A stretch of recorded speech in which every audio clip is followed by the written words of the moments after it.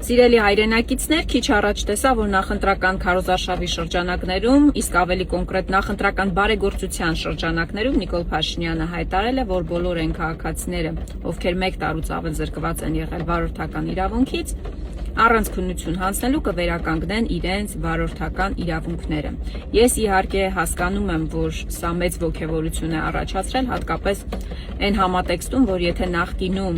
միջինում 700-ից 800 վարորդ էր զրկված լինում վարորդական իրավունքից, ապա 2025 թվականին վարորդական իրավունքից զրկված անձանց թիվը 5435-ը, պատկերացնում եք, ու հենց այս իշխանությունների օրոքա առանց վարորդական իրավունքի մեքենա վարելը քրեականացվել։ Ու այսօր կալանավայրերում մարդասպանների հետ նստած են մարդիկ, իրական հանցագործների հետ նստած են մարդիկ, ովքեր առանց վարորդական իրավունքի մեքենա են վարել։ Ես իհարկե չեմ արդարացնում առանց վարորդական իրավունքի մեքենա վարելը, բայց մարդիկ են նստած, ովքեր մահվան պատճառ չեն հանդիսացել, վթարի պատճառ չեն հանդիսացել,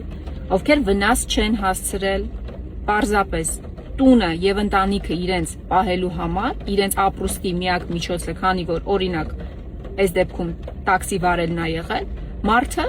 առանց վարորդական իրավունքի մեքենա է վարել։ Ու ինչ պետք է անի այս դեպքում պետությունը։ Պետությունը ոչ թե պետք է հատվածական լուծումներ առաջարկի եւ մոտեցում ցուցաբերի։ Պետությունը պարտավոր է համալիր անդրադառնալ խնդիրներին։ Դրա համար ինչ ենք առաջարկում մենք։ Մենք առաջարկում ենք քրեական եւ վարչական համաներում։ Համաներումը մարդասիրական քայլ է, իսկ Հայաստանի Հանրապետությունում վերջին անգամ համաներում կիրառվել է 2018 թվականին։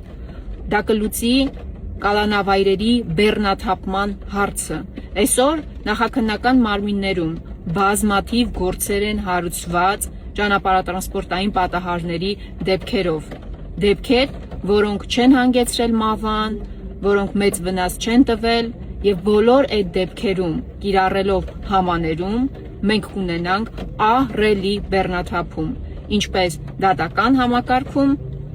ինչպես կալանավայրերում, այնպես էլ իրավապահ մարմիններում։ Ուրեմն, սիրելի հայրենակիցներ, առաջարկությունս որն է ձեզ, մի խաբնվեք Նիկոլ Փաշինյանի խոսքերին, ձեզ գցելու է, ինչպես միշտ է գցել, որովհետև անգամ տեխնիկապես այս փոփոխությունը հնարավոր չի լինելու իրականացնել մինչև հունիսի 7-ը։ Իսկ այս խոստումը բացառապես նախընտրական տրամաբանության շրջանակներում է։ Լավ եղեք։ Բաժանորդագրվեք Արմատ մեդիայի ալիքներին YouTube-ում, Facebook-ում, Instagram-ում և Telegram-ում։